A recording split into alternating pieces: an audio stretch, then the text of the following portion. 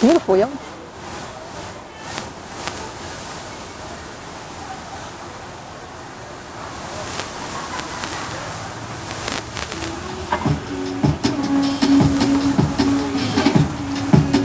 I can't tell where your head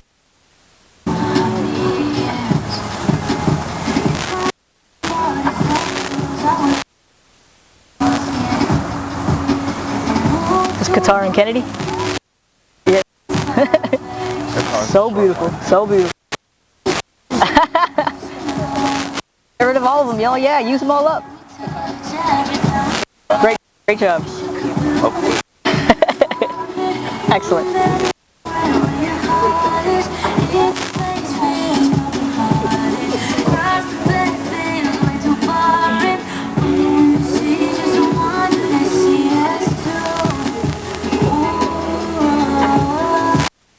There we go.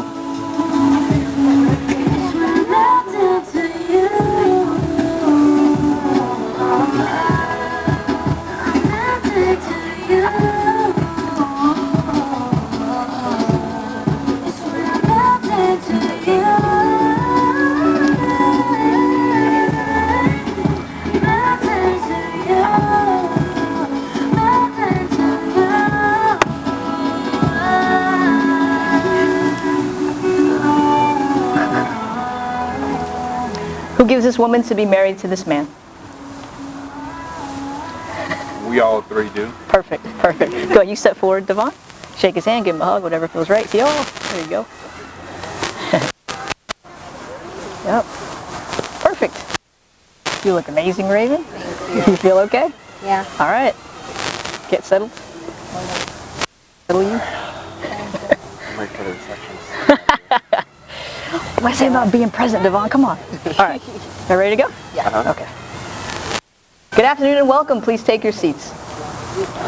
Now, before we go any further, Ravyn and Davon, guests, honor the sanctity of this moment by please disabling all of your cell phones and cameras to be truly present at this special time. The photographer will capture how this moment looks, so we encourage you all to capture how it feels with your hearts without that distraction of technology. Thank you very much. Now, friends and family, Ravyn and Davon have brought us today for an occasion of great joy and celebration, and they have chosen each and every one of us to be here with them to witness and celebrate their wedding vows, joined together as husband and wife.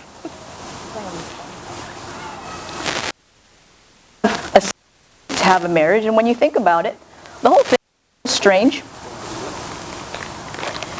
You're standing up here on the stage looking fancy and being stared at by all these people who mean so much to you. So, why do we do it? Despite all of our differences, love is what we all share. It is the great unifier, our one universal truth, that no matter who we are, where we've come from, what we believe, we know this one thing. Love is what we are doing right. So that is why you both are standing here, and that is why all of you are here to watch them stand up here. We've all loved in our lifetimes, and in this moment we're reminded that the ability to love is the very best part of our humanity. And many of us have our own love stories. Some are short, others are long. Some are yet unwritten, while others are just getting to the good part. There are chapters in all of our stories that are sad or disappointing, and others that are exciting and full of adventure. And we are all here today, of course, because of Ravyn and Davon's love story. They are what brought all of us here. But what brought Ravyn and Davon to this place and to this very moment? Well, Ravyn and Davon meet the old-fashioned way online. She swipes right on him after seeing on his profile that his favorite song is Not a Stain on Me by Big Tuck. And that he says he can cook. Not to mention, he looks like Danny Brown. Ravyn says she is instantly attracted to him. Now, for the record, Ravyn says, but the first message Davon sends her says this must have been a mistake. She messaged him because of how beautiful she is, followed by, just a warning. And with that, they're off and running. They start talking on the phone to get to know one another and would spend 12 hours at a time on the phone with each other.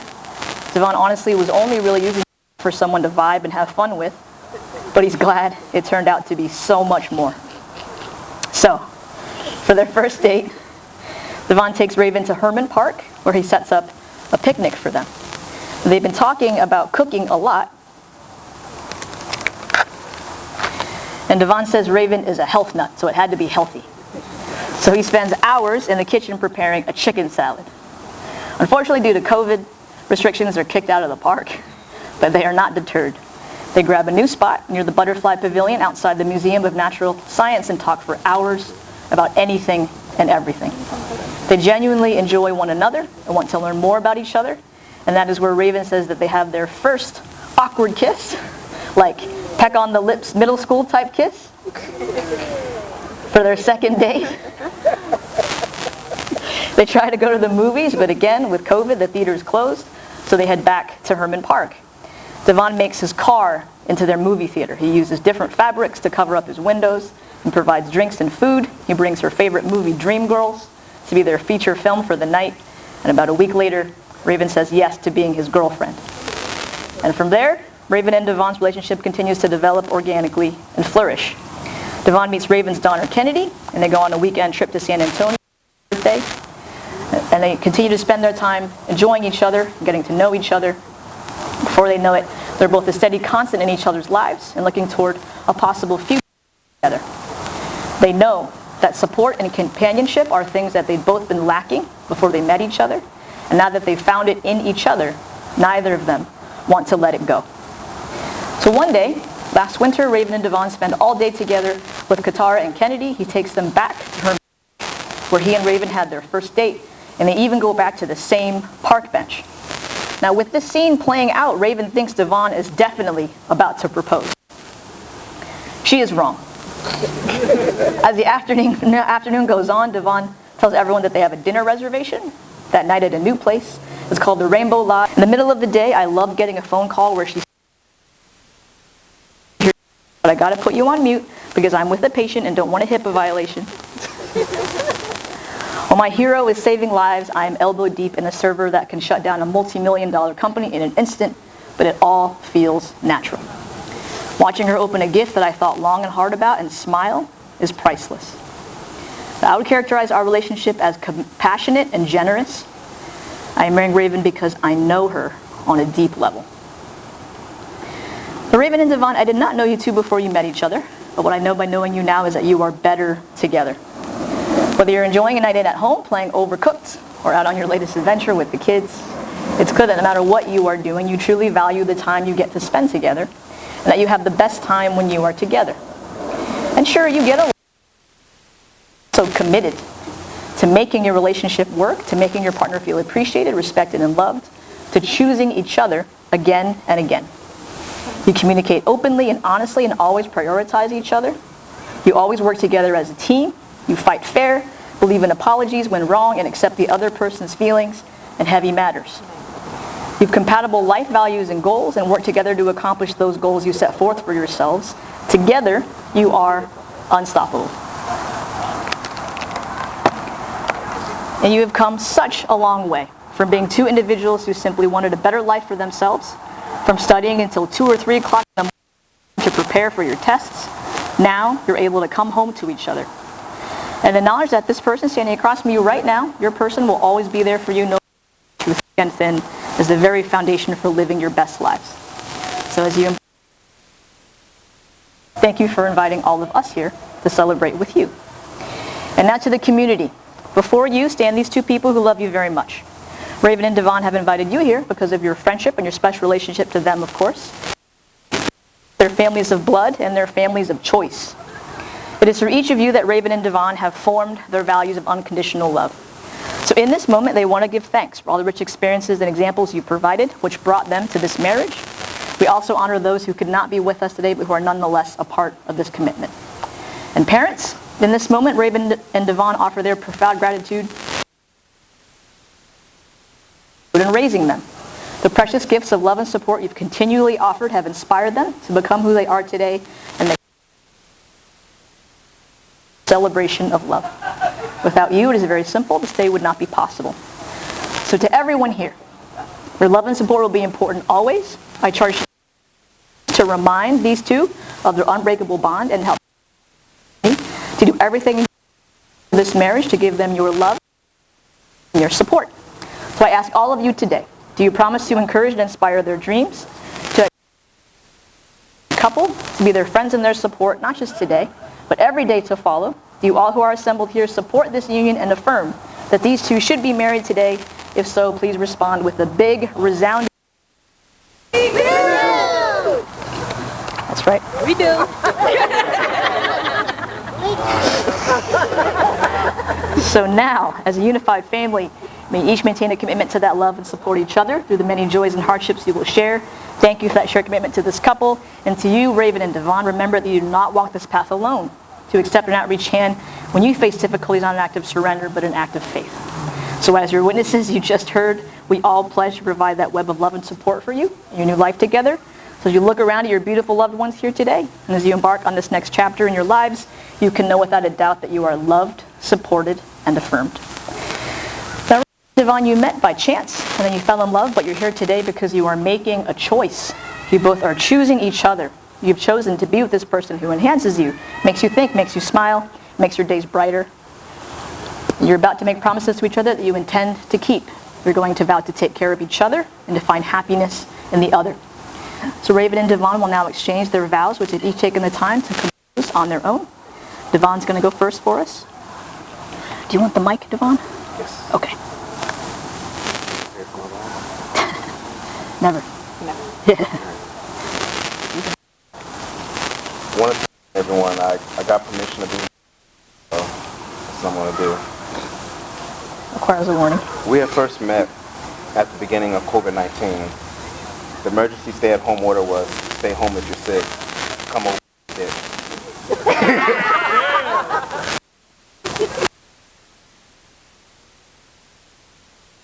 I don't know what to tell you. Yeah. Time. Out of parks. Away by still trying to find a way by promising each other not to leave each other's side. And we're here years later to fulfill that promise.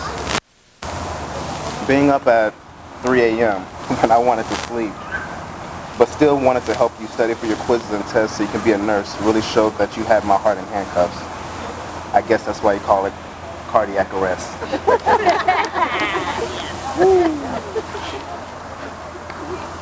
I promise to do all your oil changes so we can save $40. I promise to not watch the next episode of whatever we're watching on Netflix. I promise to continue to rinse and dry the dishes after you wash them so we can have drunken laugh sessions for hours and forget why we're in the kitchen. I promise to constantly bust my knuckles on my engines and transmissions and let you bandage me up. I also promise not to spend our life savings on trying to build my car to race other people. I will spend the children's college tuition instead. That's right.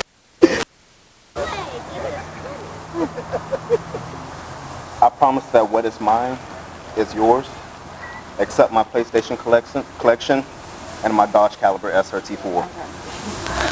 We can share the Volvo.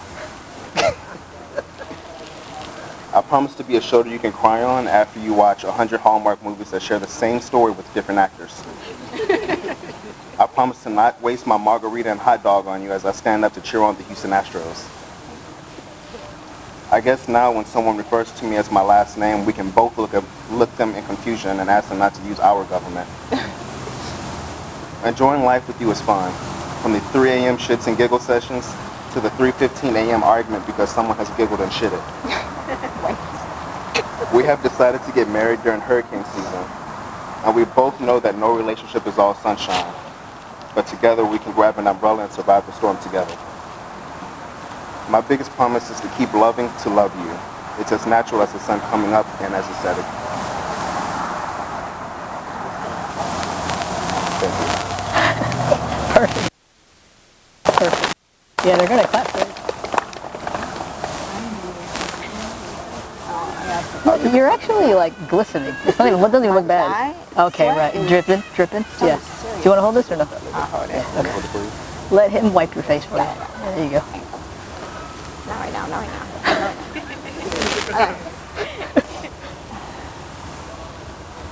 If somebody told me I would be marrying a man with more dad jokes than my actual dad, I'll be in shock. Davon, you're truly my best friend. My life would not be the same without you. The support you give. Kennedy and me.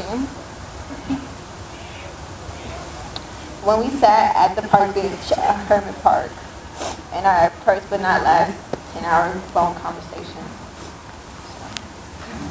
Take your time. I knew you were the one I wanted to spend forever with. I appreciate the amazing man that you are and the even better man that you're becoming.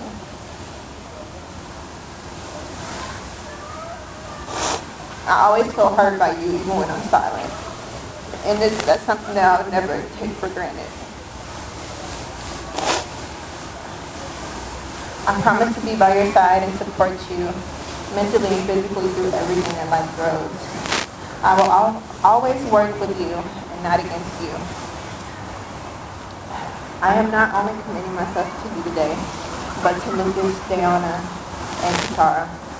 I will support and guide Katara, Kennedy, Lucas, and Diana through their lifetime by showing them love and how to treat and care for everyone around them. I promise to always treat them as my own by respecting their views and boundaries. You demonstrate true love, companionship, and honesty to me every single day. I know you'll be my ride or die through thick and thin. Individually, we've grown by having each other's support, and I can't wait for the next chapter in our lives. Perfect. All right, reset. You ready? You're both very good. So, do you be wife to have and to hold from this day forward, for better, for worse, for richer, for poorer, in sickness and in health, to love and to cherish, for as long as you both shall live? I do. And do you, Ravyn, take Davon to be your lawfully wedded husband, to have and to hold from this day forward, for better, for worse, for richer, for poorer, in sickness and in health, to love and to cherish, for as long as you both shall live? Yes, I do. Perfect. Dennis, please step forward with the rings. Now, wedding rings are symbolic reminders of the unbroken circle of a healthy and abiding love within the safety of a true marriage. Love that is freely given, has no beginning and no end. Perfect. So go ahead and take out your rings. Take hers, and then you give yours to him. To her. And then you can hand that back to Dennis still. So you don't have it. You have to take it. Yeah, make sure it's opposite. That's okay. Just give him back the box. Yeah. You need the ring. You need my ring. It's okay. Yeah, you have it. You have my ring. Oh, yes, sorry. Yeah, take them both. Take them both. Yeah. Sorry, I didn't know that. You were on it, Ravyn. Yeah.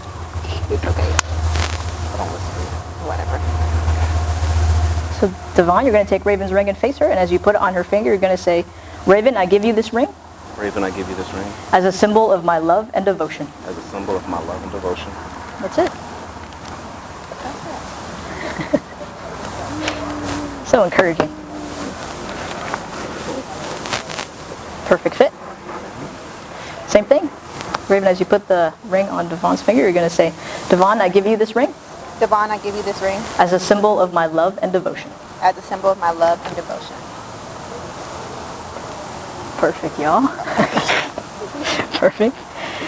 Now, Ravyn and Davon, in a moment you will jump the broom, which Cheyenne will set up for us now, please. Now, Ravyn and Davon, as you jump the broom, you will physically and spiritually cross the threshold into the land of matrimony. By taking the leap, you make a gesture of dedication to working together through the tough times ahead, as well as the easy times. You leave behind the past and jump into the future together, secure in your love. So Ravyn and Davon, it is with such great joy that I now pronounce you husband and wife. You may now kiss the bride.